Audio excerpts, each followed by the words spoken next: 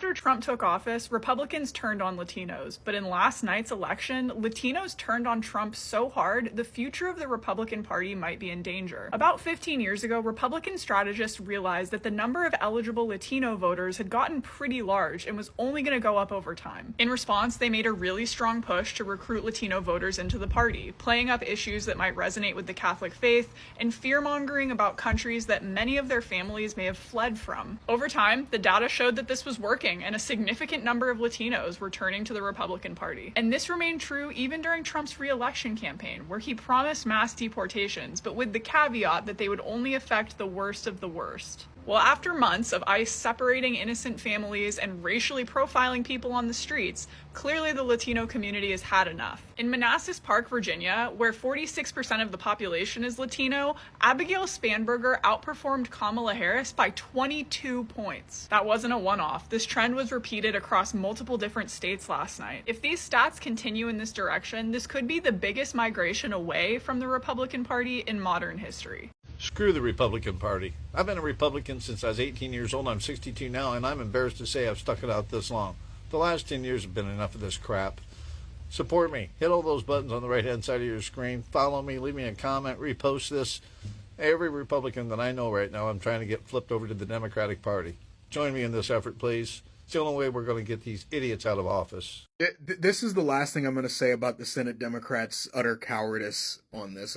They think that we live in a world where bipartisanship and holding hands and West Wing ass Aaron Sorkin dialogue is going to smooth over virtually every problem we ever have, and good faith is always going to be a thing that exists in American politics. When I tell you that they are living in an entirely different reality, this is what I mean. I saw a couple of senators that voted for this thing to end the government shutdown unironically say, this gives us an opportunity to have a vote in 40 days on the Affordable Care Act subsidies. And it's like, you're touting a pinky promise for a vote, maybe, when they already ignored the last time that they made a pinky promise to have a vote. You're expecting them to do it now. And by the way, Chuck Schumer voted no on it, and there's an obvious reason why. He either lobbied the other yeses so that he knew it was going to pass so that he could then cover his own ass and vote no, so that he could tell any future primary challenger, see guys, I didn't support this. Or he didn't support it and has absolutely no control over his caucus. Either way, that's disqualifying as a leader. I'm going to go back to watching Dexter, but all I'm going to say is this. The Democratic Party as it exists today cannot exist in the future. There needs to be a fundamental change, systemic change, from the root up. I wish I was a fly on the wall of every Senate candidate running an anti-establishment campaign because they just got the ultimate boon. When Republicans are confident that the Supreme Court is going to kill the Voting Rights Act, they will finish gerrymandering the House, and America, as we've known it since 1964, will be dead. The Republicans will be plus 35 in the House with 0 swing districts. Democrats could win the popular vote by 8 to 10 points and still never win again. And this could all go down very soon, within like the next week or two. As soon as Republicans are confident through back channels that the Supreme Court is going to kill the Voting Rights Act, Senate Republicans will eliminate the filibuster and go full one-party rule on America. The idea that the Constitution represents all Americans will be dead, and 170 million of us will have no access to power. And by the time politicians and people realize what has happened, it'll be too late. The country will still hold elections, but the outcome will already be decided before a single vote is cast, and people who warned them will be called paranoid right up until the moment they were right. So all you MAGA in New Jersey that said you were going to move out of state if Mikey won, why are you still here? Why haven't you moved yet? Because not only did Mikey win, she crushed Jack. But not just crushed Jack, crushed you. Now let me show you why exactly Jack got crushed. That's your reason. That is your reason right there. Jack tied himself to Trump. Trump is now a losing ticket. And you know who else is seeing this? Republican congressmen, Republican senators. Everybody is now going to distance himself from this loser. There must have been, I don't know, 1 billion signs of Jack in New Jersey. Everywhere you go, you see signs. Signs, signs, signs. Fuck your signs. Signs don't vote. People do. The Democrats wiped the floor last night with all Republicans. You Republicans didn't win dick. Nothing. And that is just going to show you what's going to happen in the midterms. Because when the midterms come and you guys get wiped, what do you think we're going to do? You could say goodbye to your Lord and Savior, Donald Trump.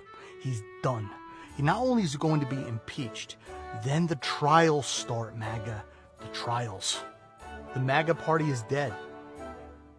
The MAGA party is no longer. And we're going to make sure of it.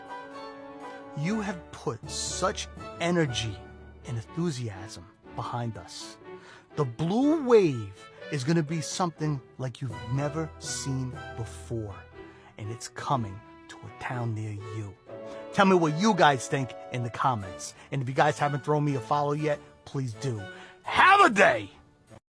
Hello everyone, my name is Anthony and welcome back to my YouTube channel. It's always amazing having you here, my viewers, my subscribers, and ensure that you comment, like, subscribe, and maybe share so that we can spread some light on the issues that are affecting us here. So let's continue watching, and I will be making my commentary at the end of this video. And I would like to hear your thoughts about this issue. Is the Republican Party, as we know it, dead? Tell me your thoughts. We got our asses handed to us in New Jersey, Virginia, and New York City. Democrats swept all three. There's two key lessons for Republicans. Listen carefully. Number one, our side needs to focus on affordability. Make the American dream affordable. Bring down costs, electric costs, grocery costs, healthcare costs, and housing costs, and lay out how we're going to do it. And number two, cut out the identity politics. It doesn't suit Republicans. It's not for us. That's the woke left's game, not ours. We don't care about the color of your skin or your religion. We care about the content of your character. That's who we are. We are watching the end of the Republican Party as it's been known right before our eyes. So many people are always wondering, why are all these Republicans just blindly following behind Trump no matter what he does? It's because their party is not going to exist once Trump is gone.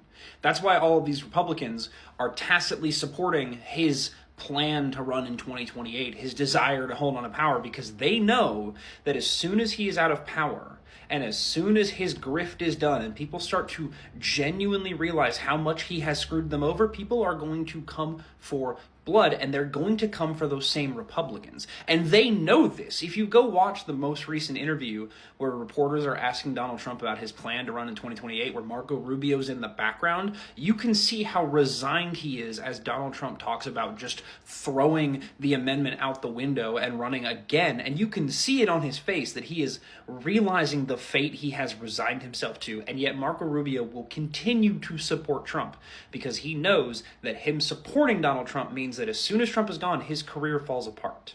There is no other Republican that's going to be able to follow Trump. J.D. Vance has no charisma. Every other acolyte that's tried to do the Trump thing has failed. And the Republican Party is aware their party is going to fall apart as soon as Donald Trump is not a part of it. That's why they keep supporting him. Because the end of the party is coming. It is falling apart as we're watching. Every single Republican politician knows this. That's why you have people like Marjorie Taylor Greene who are now weighing, is it time to kind of move away from what the Republican Party is doing? Is it time to move a little bit more moderate to where the Republican Party has been? Because Marjorie Taylor Greene, as insane of the stuff that she says, is very politically savvy. And when Marjorie Taylor Greene starts to break away from the mainline Republican Party and starts to say things that go against the modern Republican Party, that is your sign that there are cracks that are starting to be showing in the GOP, and the party is going to disappear when Trump is no longer around. And every Republican politician knows it. I saw this brilliant post called A Day in the Life of Sue the Republican. And I have to read it to you, okay? Sue gets up at 6 a.m. and fills her coffee pot with water to prepare her morning coffee. The water is clean and good because some tree-hugging liberal fought for minimum water quality standards. With her first swallow of coffee, she takes her daily medication. Her medications are safe to take because some stupid commie liberal fought to ensure the safety and that they worked as they were advertised. All but $10 of her medications are paid by her employer's medical plan because some liberal union worker fought their employer for paid medical insurance. Now Sue gets it too. She prepares her morning breakfast, bacon and eggs. Sue's bacon is safe to eat because some girly man liberal fought for the laws to regulate the meatpacking industry. In the shower, Sue reaches for her shampoo. Her bottle is properly labeled with each ingredient and its amount in the total contents because some crybaby liberal fought for her right to know what she was putting on her body and how much it contained. Sue dresses. She walks outside and takes a deep breath. The air she breathes is clean because some environmentalist wacko liberal fought for laws to stop industries from polluting our air. She walks to the subway station for her government-subsidized ride to work. It saves her a considerable amount of money in parking and transportation fees because some fancy-pants liberal fought for affordable public transportation, which gives everyone the opportunity to be a contributor. Sue begins her workday. She has a good job with excellent pay, medical benefits, retirement, paid holiday, and vacation because some lazy liberal union member fought and died for these working standards. Sue's employer pays these standards because Sue's employer doesn't want the employees to call the union. Sue is hurt on the job or becomes unemployed, she'll get a workers' compensation or unemployment check because some stupid liberal didn't think she should lose her home because of her temporary misfortune. It's noon, and Sue needs to make a bank deposit so she can pay some bills. Sue's deposit is federally insured because some godless liberal wanted to protect Sue's money from unscrupulous bankers who ruined the banking system before the Great Depression. Sue has to pay her Fannie Mae underwritten mortgage and her below-market federal student loan because some elitist liberal decided that Sue and the government would be better off if she was educated and earned more money over her lifetime. Sue is home from work now, and she plans to visit her father this evening at his farm home in the country. She gets in her car to make the drive. Her car is among the safest in the world because some American-hating liberal fought for car safety standards. She arrives at her childhood home. Her generation was the third to live in that house, financed by Farmers Home Administration because bankers didn't want to make rural loans.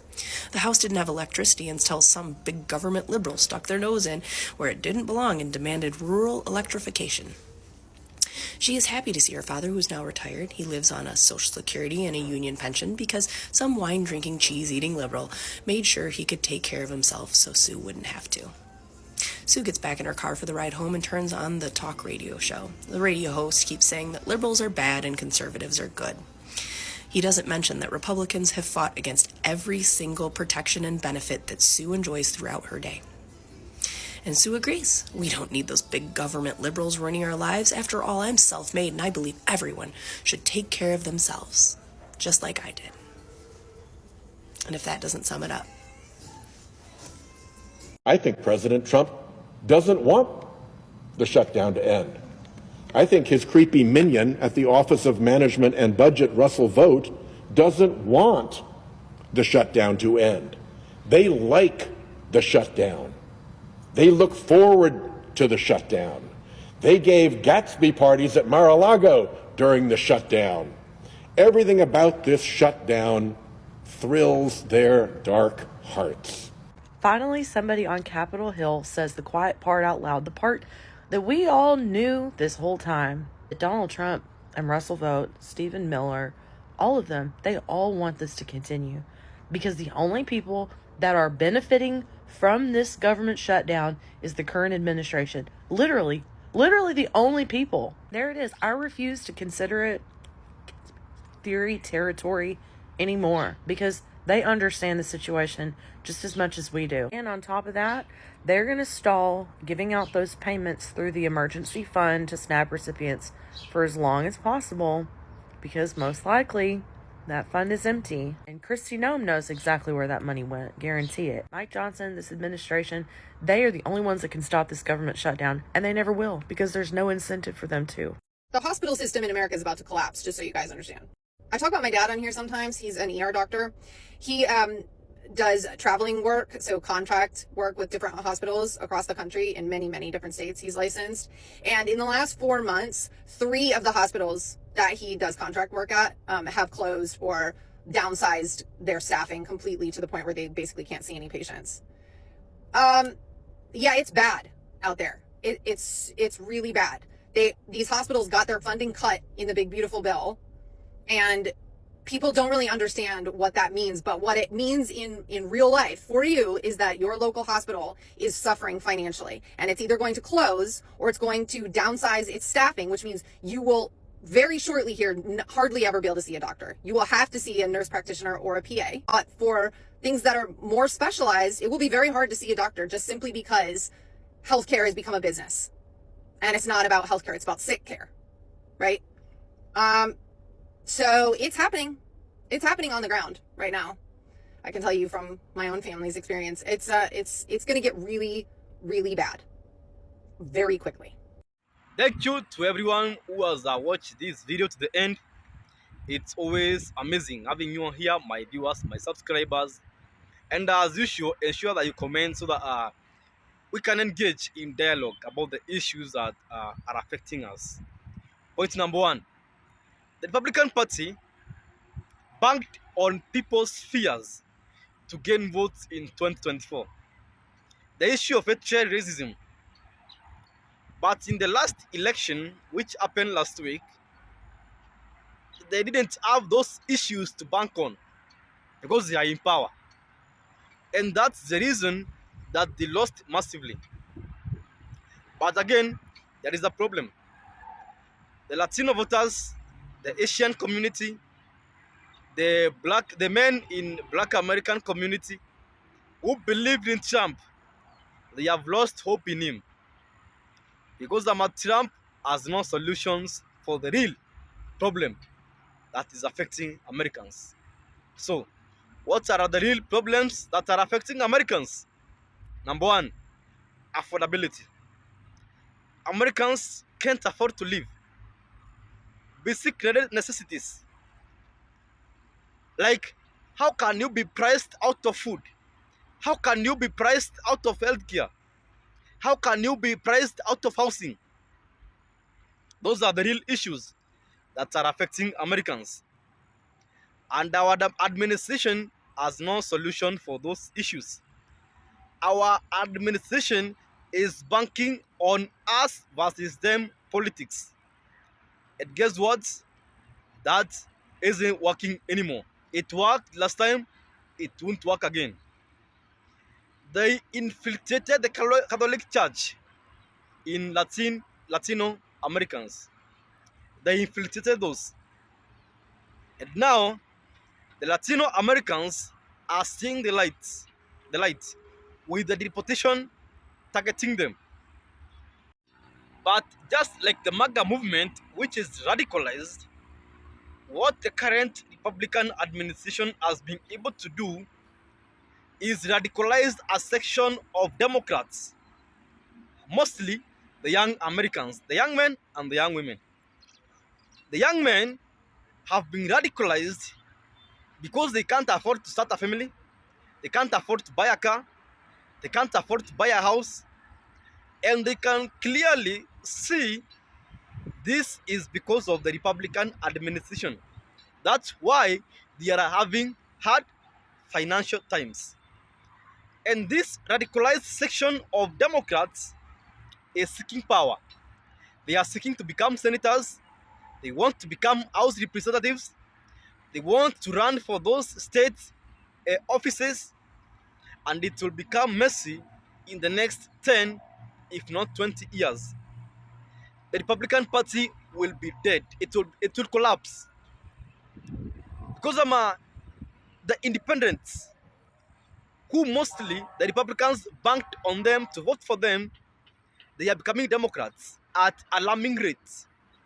Because now, even during the government shutdown, they saw the people who are fighting them to have affordable healthcare, to have this SNAP benefit for those poor Americans who cannot afford them, were Democrats. People who are fighting for the billionaires to pay their fair share were Democrats.